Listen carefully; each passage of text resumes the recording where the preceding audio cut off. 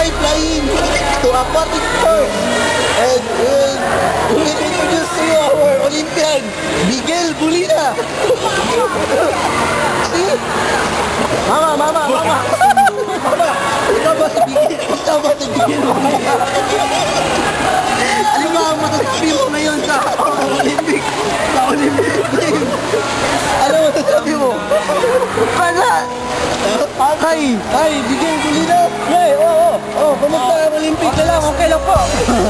Kahit na nahuli ka. Nahuli ako ng plano. Habol na ako ngayon. Oh God. Mga last day of Olympics siguro. Habol na lang kami. Baka doon pa tayo makakuha ng gold. Kasama ko ngayon yung Olympian natin si John Luis Valle at saka Dexter Vincent. Yung mga kapimit mo sa sa polo. Hirap na po kami sa training namin ngayon. Sobra. Kahit gabi ginagawa namin araw. Wow, galing mo pa yan. Molina. Basta sa bayan namin, pagkakaroon namin yung bayan namin para magkuha lang tayo ng ginto. Yung pinakaunang ginto. Kakayanin natin to, mga Pilinoy. And now, let's hear our Olympian, Miguel Molina. Sample ang tingin mo. Ano ba?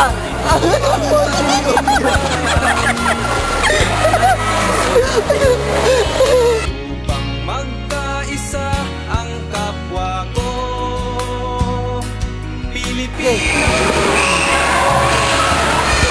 And now, we're back to our part 2 of the story of Miguel Molina.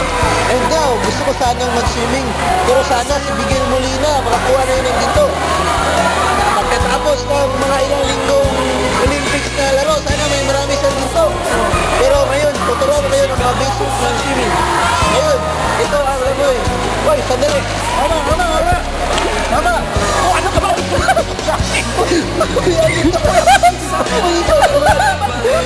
Disturo ko ka masyado. Sabi na kailangan natin makakuha ng ginto. Akala ko ba? Dami mo nang ginuboard. Ikaw ba nandito? Pero yung ticket ko, pinaripan ko. Ano ba yan? Wala pala yun, hindi na pala.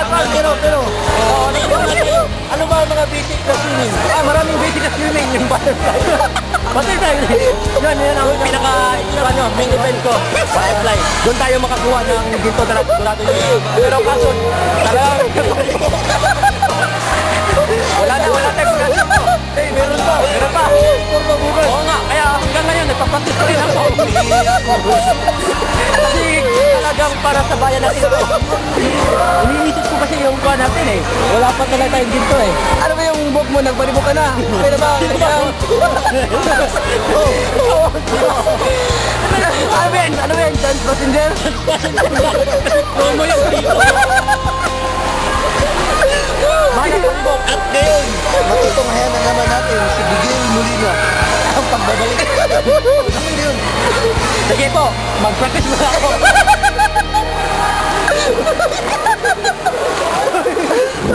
Uy, hindi yan swimming. Dog style yan. At maraming salamat po. Back to you, DJ Manutok.